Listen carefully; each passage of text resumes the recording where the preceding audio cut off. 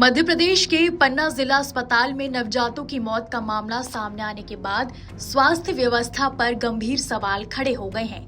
अस्पताल की एसएनसीयू यानी नवजात शिशु गहन चिकित्सा इकाई में पिछले एक महीने में 22 बच्चों की मौत दर्ज की गई है। मामला सामने आने के बाद स्वास्थ्य विभाग हरकत में आया है और सीएमएचओ ने हॉस्पिटल पहुंचकर व्यवस्थाओं का जायजा लिया है। आखिर इन मौतों की वजह क्या है, देखिए ये रिपोर्ट।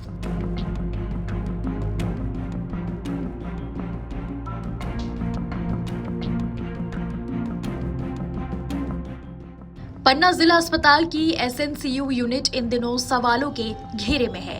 यहां पिछले एक महीने के दौरान जन्म से लेकर 1 साल तक की उम्र के 22 बच्चों की मौत का मामला सामने आया है। एसएनसीयू में गंभीर रूप से बीमार नवजात और छोटे बच्चों का इलाज किया जाता है। लगातार हुई इन मौतों ने अस्पताल की इलाज व्यवस्था, संसाधनों और देखभाल को लेकर कई सवाल खड़े कर दिए हैं। मामले की गंभीरता को देखते हुए मुख्य चिकित्सा एवं स्वास्थ्य अधिकारी राजेश प्रसाद तिवारी जिला अस्पताल पहुंचे और एसएनसीयू वार्ड का निरीक्षण किया। उन्होंने डॉक्टर्स और स्वास्थ्य कर्मियों से बच्चों के इलाज, उपलब्ध सुविधाओं, दवाइयों, मेडिकल उपकरणों और स्टाफ की स्थिति की जानकारी ली। साथ ही सभी मामलों की समीक्षा कर जरूरी दिशा निर्देश दिए। स्वास्थ्य विभाग का कहना है कि एसएनसीयू में आने वाले अधिकतर बच्चे बेहद गंभीर स्थिति में रेफर होकर पहुंचते हैं। कई बच्चों में जन्म के समय कम वजन, संक्रमण और अन्य गंभीर स्वास्थ्य समस्याएं होती हैं। विभाग के मुताबिक सभी मौतों के कारणों की जांच की जा रही है और प्रत्येक मामले की मेडिकल समीक्षा के बाद ही सिचुएशन स्पष्ट हो पाएगी। निरीक्षण करने आए हैं, किस बात का निरीक्षण है और सर क्या निर्देश?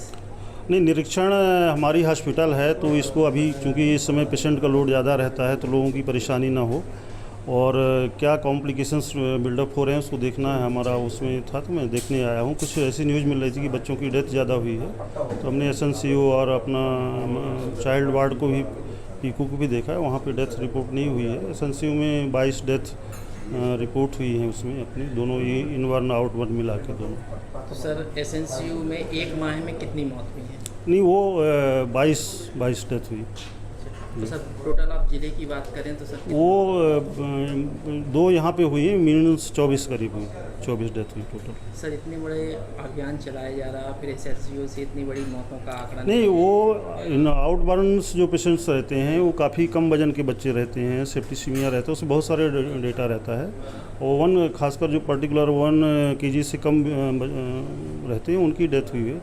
जिनमें मतलब एबनॉर्मल डेटा नहीं है, वो कोई भी मौत दुखद रहती है, लेकिन ये चीज़ें थोड़ा सा एसएनसीयू में हैं। उसमें मैं और इम्प्रूव के लिए क्या किया जा सकता है उसमें हम मीटिंग बुलाए हैं, उसमें चर्चा करेंगे, उसको इम्प्रूव करेंगे। कुछ दिशा निर्देश दिए हैं? बिल्कुल ऐसा नहीं होना चाहिए और कम से कम लोएस्ट डेथ हो। किसी की भी डेथ बहुत पीड़ादायक होती है और हम मैटरनल डेथ में हमारी मैटरनल डेथ बहुत कम हुई है। अभी इस महीने हमारे पास सिर्फ 2 ही डेथ का डेटा है पूरे ज़िले में, तो जो लास्ट ईयर काफ़ी ज़्यादा था तो उस समय कम हुआ है और हम सब कुछ प्रयास कर रहे हैं कि हमारा आईएमआर और एमएमआर कम हो जाए। ये कितने साल के बच्चे थे जो वो 1 साल के रहते? टोटल आईएमआर में 1 साल का होता है उसमें जो बच्चे हैं, तो जनरली जो ज़्यादातर डेथ होती है वो न्यूनेट्स की होती है, मतलब 29 दिन की जो होती है उसमें ज़्यादा डेथ रिपोर्ट होती है। टोटल आप एक माह में 22 बच्चों की?